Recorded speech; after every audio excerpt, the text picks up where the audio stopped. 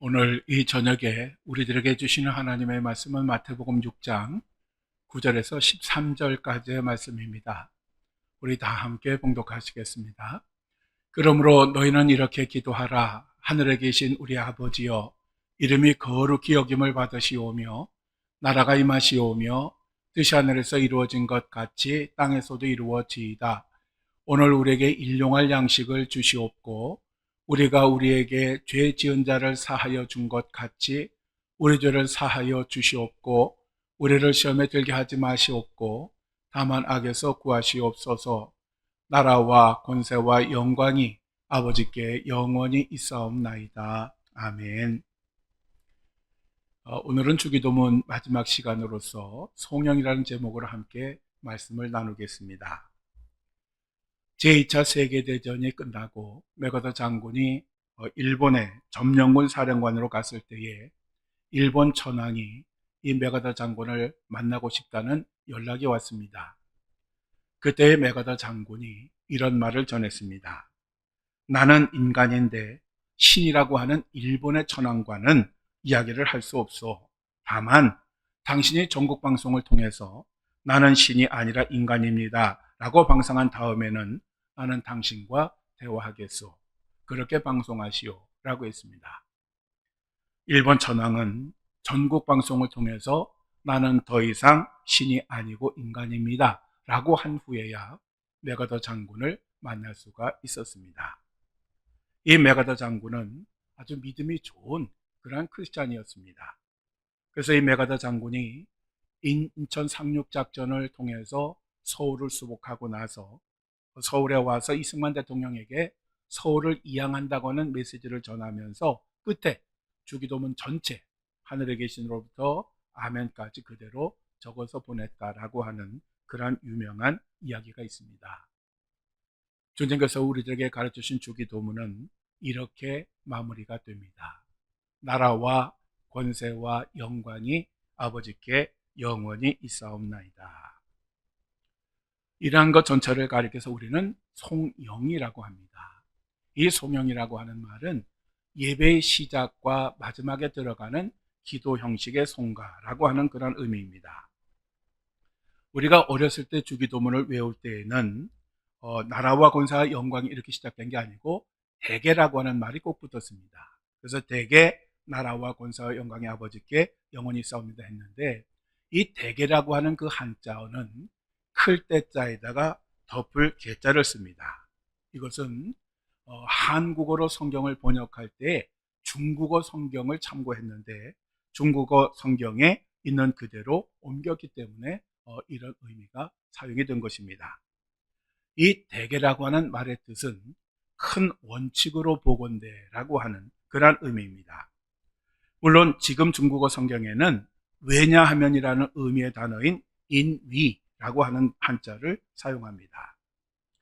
원래 이 대개에 해당이 되는 헬라어 단어는 호티라고 하는 것입니다. 이 호티라고 하는 것은 왜냐하면 이라고 하는 뜻입니다. 즉 내가 하나님께 이런 기도를 드리는 이유는 이라고 하는 그런 의미입니다. 그런데 요즘 성경에는 이 대개라고 하는 단어가 생략이 되어 있습니다. 만일 이 대개라고 하는 단어를 넣어서 표현하면 내가 하나님께 이렇게 기도를 드리는 이유는 나라와 권세와 영광이 아버지에게 영원히 있기 때문입니다 라는 그런 의미입니다. 즉 영원하신 나라, 영원하신 권세, 영원하신 영광이 오직 하나님에게만 있기 때문에 이러한 기도를 드립니다 라고 하는 그런 뜻입니다. 여기서 이 나라라고 하는 이 헬라어 단어는 왕국이라고 하는 그러한 의미로서 하나님의 통치가 미치는 영역을 가리키는 것입니다. 그리고 권세라고 하는 이 헬라어 단어는 힘, 세력, 능력, 역량이라고 하는 그런 의미로서 성령의 능력을 가리킬 때에도 이 두나미스라고 하는 이런 헬라어를 사용을 합니다. 이 말은 결국 불가능이 없는 아주 강력한 능력을 가리키는 것입니다. 그리고 영광이라고 하는 이 헬라어 단어는 광채, 영광, 영화, 명성이라는 의미의 단어로서 하나님의 존재 양식을 가리키는 것입니다. 하나님은 늘 영광 가운데 계시는 그러한 분이십니다. 그리고 주기도문 제일 마지막 부분에는 아멘으로 마무리를 하는데, 이 아멘이라고 하는 이 단어는 히브리어 아만이라고 하는 것에서 유래하였는데, 히브리어 아만이라고 하는 뜻은 지지하다, 뒷받침하다, 신실하다, 확실하다, 믿을만하다 라고 하는 그런 의미입니다. 예수님 당시의 유대인들은 일상적인 언어로 이 히브리어를 사용을 했습니다. 요한복음에 보면 예수님께서 제자들에게 가르치실 때에 그들의 경각심을 일깨우시기 위해서 아멘, 아멘, 레고 휘민이라고 하는 이러한 말을 자주 사용을 하셨습니다. 이 아멘, 아멘, 레고 휘민이라고 하는 이 헬라어는 진실로 진실로 너에게 이르노니 라고 하는 그런 의미입니다. 즉 아멘이라고 하는 단어를 진실로라고 하는 의미로 예수님은 사용을 하셨습니다. 또한 이 아멘이라고 하는 이 단어는 이루어 주십시오, 믿습니다, 확신합니다 라는 그런 의미도 있습니다. 그래서 아멘이라고 하는 단어를 누군가가 기도할 때 그리고 성경을 읽을 때, 설교를 들을 때 사용을 하게 됩니다.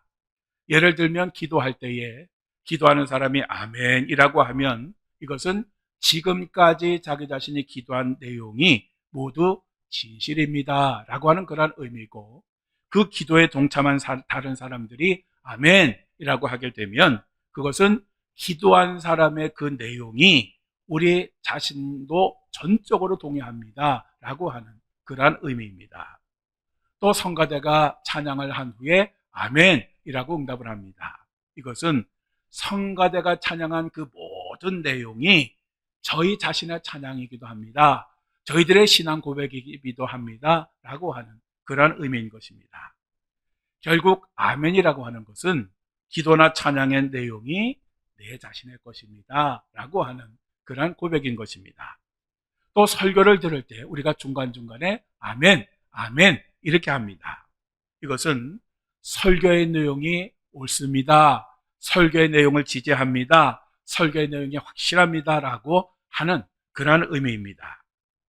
이렇게 아멘으로 응답하는 것은 기도하는 사람이나 찬양을 하는 성가대나 설교를 하는 사람에게 아주 큰 힘이 될 뿐만 아니라 아멘으로 응답하는 사람들은 그 내용을 잘 경청해야 되기 때문에 도움이 됩니다. 왜냐하면 잘 내용을 듣고 있어야 아멘 이렇게 맞춰서 응답을 하지, 만약에 잘 듣지 못하고 졸면 아멘이라는 응답을 할 수가 없기 때문에 그렇습니다. 그래서 결국 적절한 아멘이라고 하는 것은 제가 그 말씀을 잘 듣고 있습니다 라고 하는 그러한 의미이기도 한 것입니다. 그래서 우리들은 이 아멘을 잘 고백을 해야 합니다. 1852년 10월 24일에 미국의 정치가요 법률가였던 다니엘 웹스터가 임종을 하던 날 밤이었습니다. 그의 주치인 제프리즈 박사는 이 그 웹스터가 얼마나 믿음이 좋았는지를 잘 알았기 때문에 이제 이 웹스터가 죽음을 앞두고 있을 때에 자기 자신이 좋아하는 찬송시 하나를 읽어줘도 되겠느냐고 물었습니다. 그러자 웹스터가 거기에 동의를 하자 이 제프리즈 박사가 쿠퍼의 찬송가 작사한 것을 읽어주었습니다. 피로 가득 찬 옹달샘 하나, 그리스도의 혈관에서 흘러내린 피, 이렇게 시작하여 마지막까지 읽어 내려갔는데, 그때 고상하고 달콤한 노래로 나는 당신의 구원의 역사를 노래하겠네. 그때의 불쌍하고 잘 움직이지 않고 더듬거리는 혀, 무덤에 조용히 누워있네. 바로 그때에 비록 가장 약하고 더듬거리는 인간의 혀였지만 온 힘을 쏟아서 웹스터가 강하고 깨끗한 목소리로 아멘, 아멘, 아멘 이렇게 외쳤다라고 하는 이야기가 있습니다. 이처럼 주기도문은 이런 의미를 지닌 아멘으로 마무리가 됩니다. 즉 하나님 아버지의 신실하심과 능력에 대한 확신을 고백함으로 기도가 마무리가 되는 것입니다. 그러므로 우리들은 주기도문을 할 때에 끝에 이 아멘까지 아주 분명하게 고백을 해야 그것이 완전한 기도가 되는 것입니다. 사랑하는 성도 여러분, 이 주기도문이라고 하는 것은 예배나 모임을 마무리할 때 하는 하나의 순서가 아닙니다. 그런데 가만히 보면 이게 우리의 몸의 습관이 되어서 그 주기도문의 내용을 인식하지 못하고 그 내용을 고백하지 못하고 그냥 습관적으로 이 입에서 하는 경우가 얼마나 많은지 모릅니다. 이 주기도문은 그냥 그렇게 외우는 연불처럼 외우는 것이 아니라 우리 예수님께서 이렇게 기도하라고 직접 가르쳐 주신 것입니다. 이 주기도문에는 우리가 하나님께 드려야 할 그 가장 기본적인 모든 것들이 다 들어있는 완전한 기도문입니다. 전에 아주 독실한 불교 신자였다가 예수님을 믿게 된 분이 있었습니다. 그런데 이분이 예수님을 믿은 지 얼마 되지 않아서 외아들이 갑자기 쓰러졌고 뇌의 3분의 1이 죽었습니다. 그래서 뇌의 3분의 1이 죽다 보니까 대화 기능이 완전히 마비가 되었고 또 스스로 움직일 수도 없는 그런 상황이 되어서 침대에 누워 있어야만 했습니다. 바로 이러한 아들 침대 옆에서 마음을 졸이면서 이분이 간호를 했는데 그 간호를 하면서 매일매일 하나님께 그 절박한 상황에서 기도를 하고 싶었는데 문제는 뭐냐 하면 교회를 다닌 지 얼마 되지 않았기 때문에 어떻게 기도를 해야 되는지 알지를 못했습니다. 그러자 어떤 사람이 이러한 이야기를 듣고 그러면 주기도문이라도 계속해서 그것으로 기도해라 라고 그렇게 조언을 했습니다. 그래서 이 얘기를 들은 그날부터 이분은 매일 시간이 날 때마다 이 주기도문을 반복해서 암송을 하며 기도를 했습니다. 그러던 어느 날 제가 이제 신방을 갔는데 이분이 이러한 이야기를 하면서 자기 자신은 그렇게 기도를 하는데 또 어떤 사람이 얘기하기를 주기도문은 그렇게 하는 거 아니라고 그렇게 연불식으로 하는 거 아니라고 하는데 어느 게 맞느냐고 제게 물었습니다.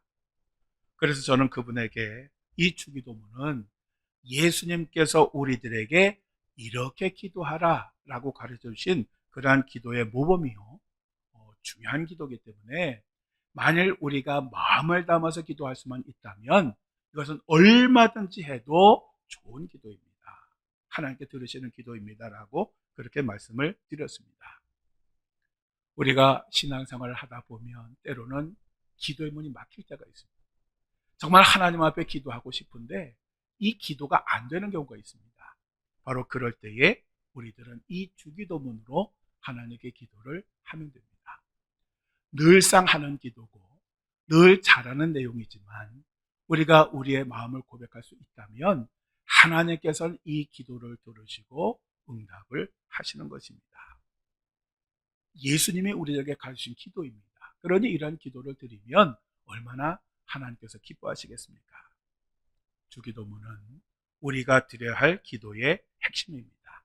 따라서 우리가 이 기도의 의미, 내용을 바로 알고 바른 기도를 드릴 수가 있는 것입니다.